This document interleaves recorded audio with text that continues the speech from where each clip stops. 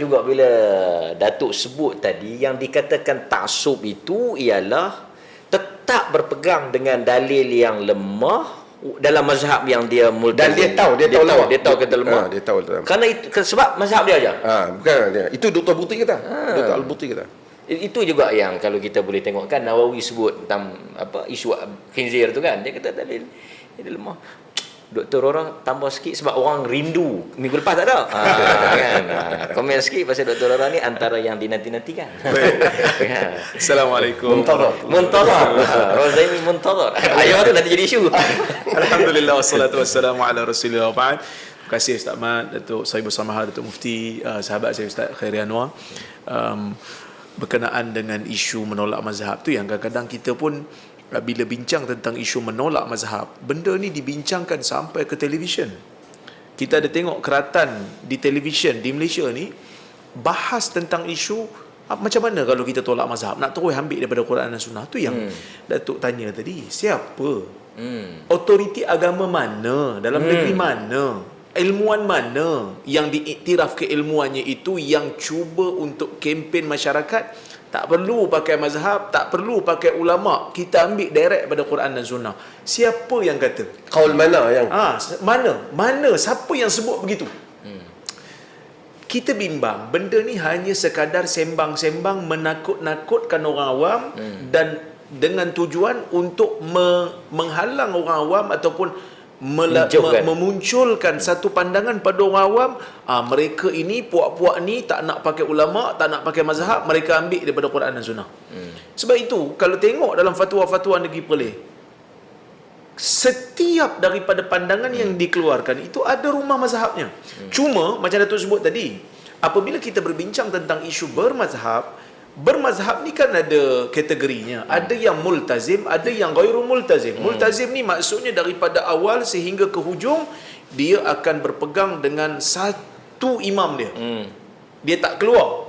Kerana diyakini inilah yang boleh menyampaikan dia kepada syurga. Kerana dia tak ada kemampuan. Tapi ada yang tidak beriltizam. Yang tidak beriltizam ni para ulama mengikut pandangan yang sahih, pandangan yang rajih. Orang awam tidak wajib beriltizam dengan satu mazhab dalam semua kehidupan dia. Ini juga yang disebutkan oleh Syekh Wahbah Zuhaili. Sebab kalau kita mewajibkan orang awam untuk mengikut satu mazhab dalam setiap keadaan, ia akan menyukarkan orang awam tu satu. Yang kedua, dia akan menjadikan amalan orang awam tu terbatal. Kerana cuba cek salat orang awam ni, betul ke semua ikut muktamad mazhab Syafi'i? Setengah tu dia tak tahu pun. Setengah tu kadang-kadang dia pun tak tahu. Dia kata kadang-kadang buat mazhab sendiri pun. Tapi solat dia taklah batal. Cuma sebab dia tak ada kaitan dengan rukun, dia cuma kadang-kadang dalam perkara-perkara yang dianggap sebagai mustahabat, benda-benda sunat dalam solat yang ditinggalkan kerana tidak mengikut mazhab Al-Imam Syafi'i rahimahullah.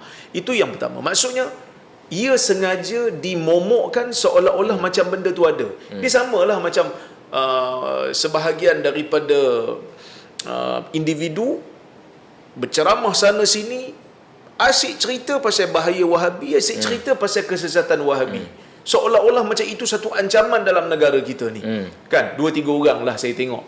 Tapi bila pergi ke mahkamah, bila ditanya Mufti Perlis, adakah dia Wahabi?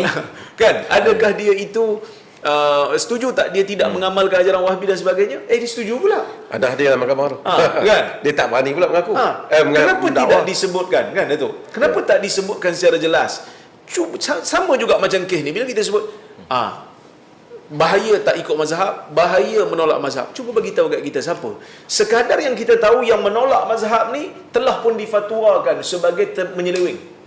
Kita tengok ada golongan Quraniun. Ini memang tak pakai mazhab. Ni memang tak pakai ulama. Nak tengok semayang daripada Quran. Semayang pun tidak. Yang ni kita dah fatwakan pun. Kan, anti hadis ni.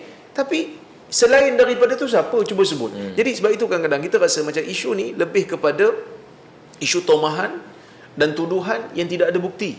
Ia lebih kepada sentimen-sentimen kerana nak menjauhkan orang-orang awam ataupun orang-orang yang tidak ada pengetahuan yang lanjut daripada satu-satu aliran ataupun satu-satu tokoh. Ini benda yang bahaya kerana kita telah create satu sangkaan pada orang awam benda yang tak betul. Sebab tu contoh kan bila saya kongsikan apa-apa dalam keratan-keratan video, bila saya hurai masalah ini pandangan ulama ni, pandangan mazhab ni, ada yang komen dia kata, pakai pula ulama, pakai pula mazhab. Dulu kata tak perlu. Allah. Saya tak tahu sejak daripada bila yang saya kata tak pakai ulama, tak pakai mazhab Dan ni. dia termakan fitnah. Dia termakan. Ini menunjukkan dia termakan fitnah. Sangat-sangat bahaya. Dan benda ni harus diberitahu daripada awal, di Perlis ke, di mana-mana ke, di Perak ke, di mana-mana ke, setiap daripada otoriti agamanya, tidak ada yang declare kita tak memakai mazhab. Tak terikat ia. Bahkan bukan kata Perlis je. Dalam negara kita ni, setiap orang dah merentas mazhab dalam keadaan-keadaan yang tertentu. Cuma sama ada declare ataupun tak declare je lah. Sama dia tahu ataupun dia tak tahu. Sama ada dia tahu ataupun tak tahu je lah. Sebab itu kadang-kadang ada seorang hamba Allah ni, dia perempuan lah. Duk kata, duk mengata kat saya lah. Dia kata seolah-olah macam dia ni menghina Imam Syafi'i dan sebagainya. Tu orang tanya dia soalan. Hang ni perempuan, pasal apa tak pakai niqab? Mazhab Syafi'i muktamad kena pakai, kena tutup semua. Wajib. Wajib tutup. Kenapa kau tak pakai? Mungkin dia tersentak lah. Maksudnya dia pun dah lompat pergi mazhab lain. Ataupun dia pun tak tahu mazhab Syafi'i tu apa dia. Ya. Dia duk sebut, orang duk sebut mazhab Syafi'i, dia sebut kata dia mazhab Syafi'i. Di mana mazhab Syafi'i dia ambil, dia pun tak tahu. Dia pun tak tahu. Jadi ini benda yang sangat